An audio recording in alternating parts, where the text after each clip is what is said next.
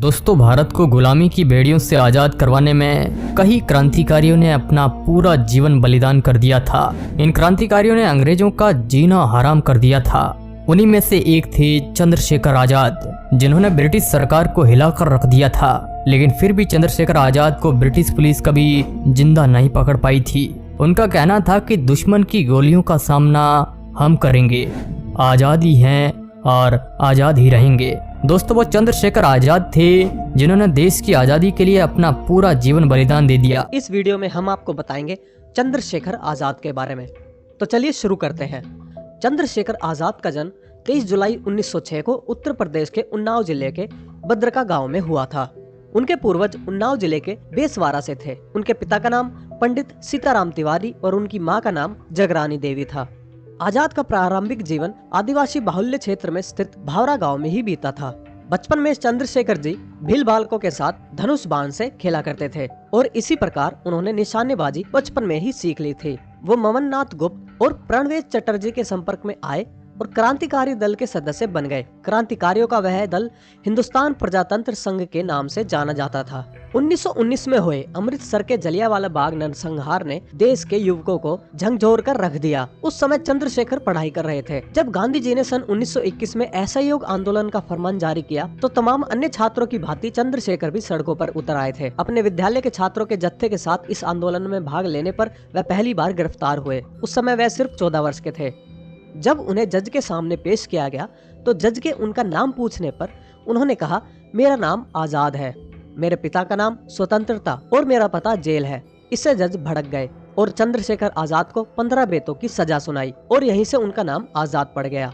इस घटना का उल्लेख पंडित जवाहरलाल नेहरू ने कायदा तोड़ने वाले एक छोटे से लड़के की कहानी के रूप में किया है। उन्होंने लिखा, ऐसे ही कायदे तोड़ने के लिए एक छोटे से लड़के को जिसकी उम्र 15 या 16 साल की थी और जो अपने को आज़ाद कहता था, बेत की सजा दी गई। वह नंगा किया गया और बेत की टिकटी से बांध दिया गया। जैसे जैसे बेत उस पर पड़ते थे उसकी चमड़ी उधेड़ डालते थे। वो भारत माता की जय चिल्लाता था। हर बेत के साथ वह लड़का तब तक यही नारा लगाता रहा जब तक कि वो बेहोश न हो गया। बाद में वही लड़का उत्तर भारत के क्रांतिकारी कार्यों के दल का एक बड़ा नेता बना। चंद्रशेखर आज़ाद ने एक निर्धारित समय के लिए झांसी को अपना गढ़ बना लिया था। झांसी से 15 किलोमीटर दूर ओरछा के जंगलों में वह अपने साथियों के साथ निशानेबाजी किया करते थे। अचूक निशानेबाज होने के कारण चंद्रशेखर आज़ाद दूसरे क्रांतिकारियों को प्रशिक्षण देने के साथ साथ पंडित हरिशंकर ब्रह्मचारी के नकली नाम से भी बच्चों का अध्यापन भी किया करते थे। वह धिरमारपुर गांव में अपने इसी नकली नाम से स्थानीय लोगों के बीच बहुत लोकप्रिय हो गए थे। झांसी में रहते हुए चंद्रशेखर आज़ाद ने गाड़ी चलानी भी सीख ली थी। 1 जनवरी 1925 को दल ने पूरे हिंदुस्तान में अपना बहुचर्चित पर्चा द रेवोल्यूशनरी बांटा, जिसमें दल की नीतियों का खुलासा किया गया था। इस पैम्पलेट में सशस्त्र क्रांति की चर्चा की गई थी। इश्तिहार के लेखक के रूप में विजय सिंह का नकली नाम दिया गया था। सचिंद्र नाथ सान्याल इस पर्चे को बंगाल में पोस्ट करने जा रहे थे, तभी पुलिस ने उन्हें बंकुरा में गिरफ्तार करके जेल भेज दिया। क्रांतिकारियों द्वारा चलाए जा रहे आजादी के आंदोलन को गति देने के लिए धन की तत्काल व्यवस्था की जरूरत के मद्देनजर शाहजहांपुर में हुई बैठक के दौरान राम प्रसाद बिस्मिल ने अंग्रेजी सरकार का खजाना लूटने की योजना बनाई और इसी योजना के तहत 9 अगस्त 1925 को काकोरी कांड को अंजाम दिया गया। काकोरी कांड के बाद अंग्रेजों ने क्रांतिकारी गतिविधियों पर अंकुश लगा दिया था। इसके बाद 19 दिसंबर 1927 में अंग्रेजी हुकूमत ने हिंदुस्तान रिपब्लिक एसोसिएशन के कुल 40 क्रांतिकारियों पर सम्राट के विरुद्ध सशस्त्र युद्ध छेड़ने, सरकारी खजाना लूटने और मुसाफिरों की हत्या करने का मुकदमा चलाया, जिसमें राजनाथ सिंह लाहिड़ी, पंडित राम प्रसाद बिस्मिल, अशफाक उल्लाह खां और ठाकुर रोशन सिंह को मृत्युदंड यानी फांसी की सजा सुनाई गई। इस मुकदमे में 16 अन्य क्रांतिकारियों को कम से कम 5 साल की सजा से लेकर अधिकतम काला पानी तक का दंड दिया गया। इन गिरफ्तारियों में चंद्रशेखर आज़ाद, केशव चक्रवर्ती और मुरारी शर्मा बच निकल गए थे। इसके बाद चंद्रशेखर आज़ाद ने उत्तर भारत के सभी क्रांतिकारियों को एकत्र कर 8 सितंबर 1928 को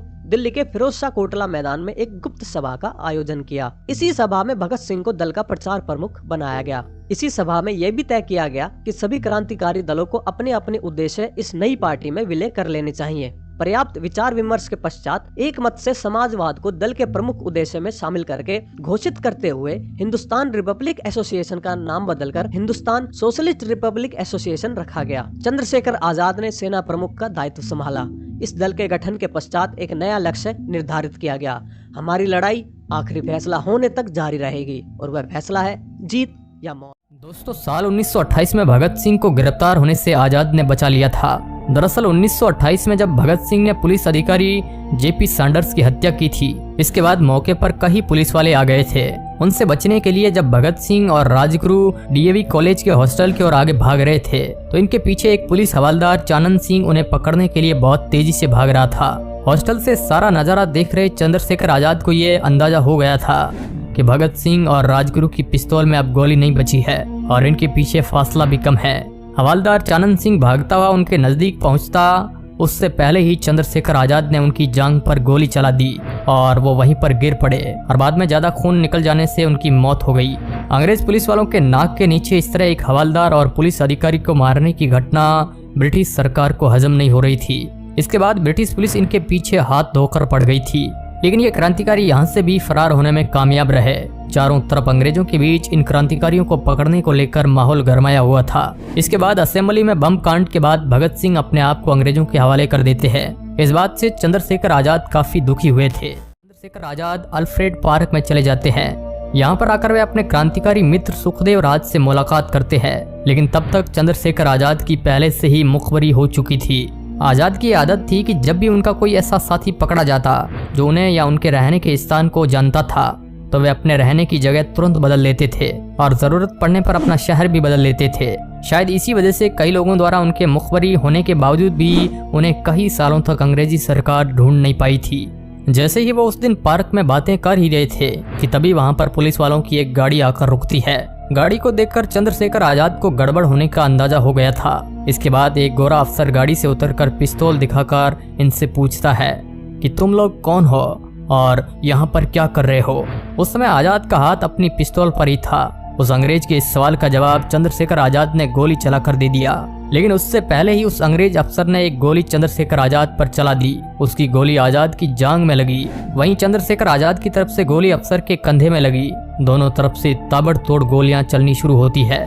इसके बाद कई पुलिस वाले उस पार्क को चारों तरफ से घेर लेते हैं। चंद्रशेखर आजाद इसके बाद एक जामुन के पेड़ के पीछे छुप जाते हैं। यहाँ से आजाद अपने साथी को तो सुरक्षित भगाने में कामयाब हो जाते हैं, मगर आजाद खुद घायल अवस्था में पुलिस वालों का सामना करते रहे। लगभग 20 मिनट तक दोनों तरफ से गोलियां चलती रहती है। इसके बाद चंद्रशेखर आजाद को अंदाजा हो गया था कि पुलिस ने चारों तरफ से घेर लिया है और फिर चंद्रशेखर आजाद ने अपनी अंतिम गोली खुद को मार ली और ब्रिटिश पुलिस चंद्रशेखर आजाद को कभी जिंदा नहीं पकड़ पाई। चंद्रशेखर आजाद ने इस देश के लिए अपने जीवन का बलिदान दे दिया। जिस पेड़ के नीचे चंद्रशेखर आजाद शहीद हुए थे, वहाँ हर दिन लोगों की भीड़ लगने लगी थी। लोग वहाँ पर फूल मालाएं चढ़ाने और दीपक जलाने लगे। अंग्रेज सरकार ने रातों रात उस पेड़ को जड़ से काटकर उसका नामो निशान मिटा दिया था और जमीन को बराबर कर दी।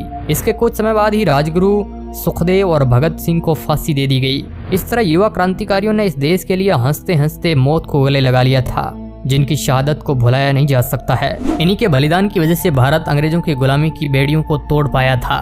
तो दोस्तों, देश के ऐसे वीर सपूतों के बारे में कमेंट में जय हिंद जरूर लिखिएगा। धन्यवाद।